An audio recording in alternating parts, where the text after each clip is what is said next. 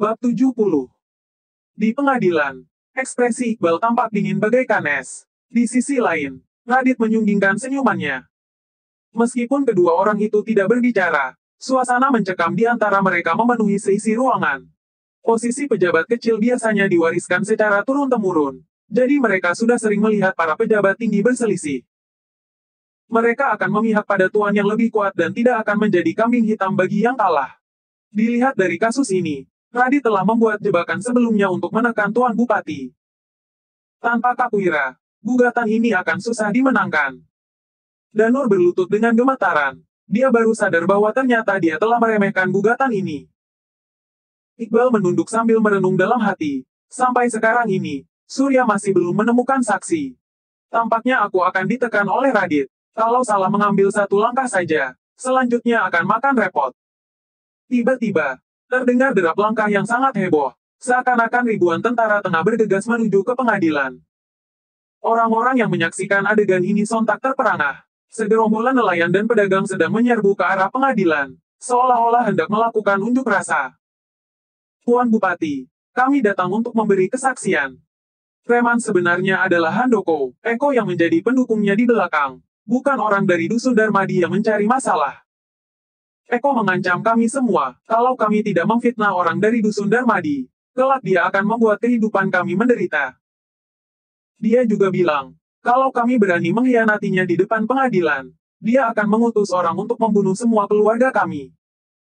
Tuan, Anda harus menegakkan keadilan bagi kami. Mereka telah merampas uang kami sangat banyak. Ratusan nelayan dan pedagang ikan berhambur masuk ke aula pengadilan. Mereka semua ingin menuntut Handoko, Eko, dan bahkan Rangga. Tidak ada satupun orang yang terlihat ketakutan. Baik, ucap Iqbal dengan gembira. Dengan begitu banyak saksi di sini, kasus pasar ikan ini sudah pasti akan menang. Radit tidak akan bisa lagi membalikkan situasi.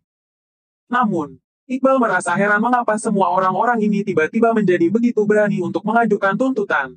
Dengan kemampuan Surya, paling-paling dia hanya bisa membujuk beberapa orang datang untuk membuat kasus ini menjadi seri. Namun, situasi saat ini sangat jauh dari ekspektasinya. Kenapa bisa begini?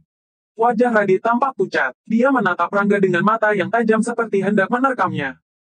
Dengan begitu banyak pedagang dan nelayan yang marah, jika situasinya semakin memburuk, bisa jadi akan terjadi pemberontakan. Pada saat itu, baik pejabat kabupaten maupun pemimpin desa tidak akan bisa melarikan diri. Semuanya akan dituduh melakukan kelalaian dan kejahatan besar. Sebenarnya bagaimana para pecundang ini bekerja? Dahi Rangga bercucuran keringat dingin. Dia memelototi Eko dan ketujuh petugas polisi lainnya sambil menggertakkan gigi. Bukankah mereka bilang para pedagang dan nelayan ini akan memberikan kesaksian palsu? Kenapa sekarang malah jadi berbalik menuntut mereka? Eko menoleh dan menatap para pedagang serta nelayan itu dengan marah. Tatapannya tampak beringas dan mengancam. Dulu, hanya dengan memasang ekspresi galak, para pedagang dan nelayan itu akan langsung ketakutan. Kini, mereka malah sama sekali tidak takut dan justru berbalik menatapnya. Bahkan, mereka memaki-maki Eko sambil menunjuknya. Eko, kamu itu cuma pejabat kecil. Atas dasar apa kamu mengambil begitu banyak pajak dari kami? Kembalikan uang kami. Kalau tidak, aku akan bertarung mati-matian denganmu. Ada Tuan Bupati yang melindungi kami. Kami tidak akan takut lagi kepadamu. Eko tertegun dimarahi seperti itu oleh para nelayan. Pagi ini, para pedagang dan nelayan ini masih begitu penurut terhadapnya. Kenapa baru setengah hari berlalu saja mereka tiba-tiba berubah menjadi seganas ini? Handoko langsung pingsan. Bagaimanapun akhirnya, nasib Handoko tidak akan selamat. Brak. Bupati memukul kayu di mejanya, memerintahkan semua orang untuk diam. Iqbal mengambil sebuah kayu hitam, lalu berkata, Eko, apa kamu masih punya pembelaan? Eko berlutut sambil memohon ampun. Tuan Bupati, ampuni aku. Semua ini adalah perintah Tuan Rangga. Aku benar-benar tidak berniat memfitnah orang-orang Dusun Darmadi. Kayu hitam itu adalah pertanda bahwa jika tidak punya pembelaan lagi, maka Eko akan langsung dipukul hingga mati. Rangga.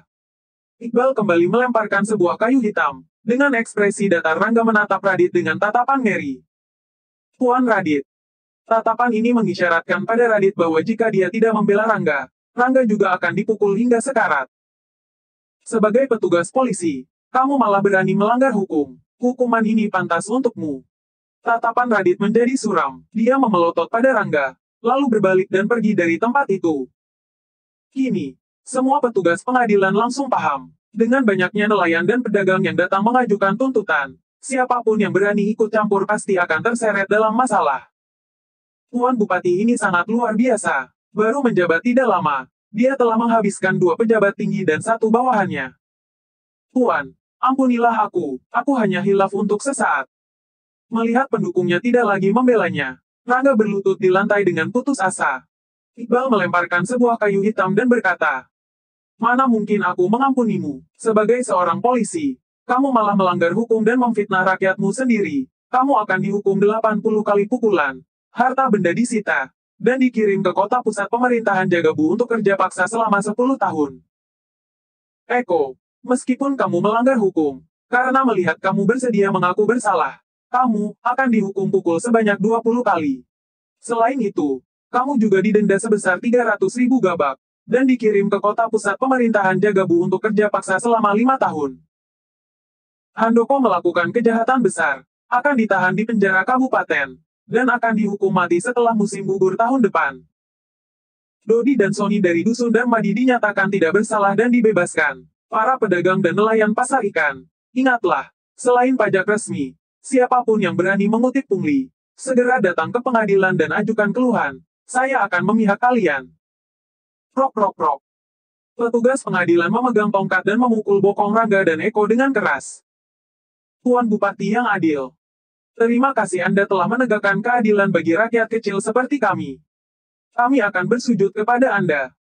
Para nelayan dan pedagang ikan lainnya bersujud sambil berlinang air mata. Penderitaan dan kekesalan selama beberapa tahun ini akhirnya terlampiaskan juga. Mengabdi pada negara, berdiri teguh demi rakyat, mewarisi ilmu para pendahulu, menciptakan kedamaian abadi bagi generasi mendatang.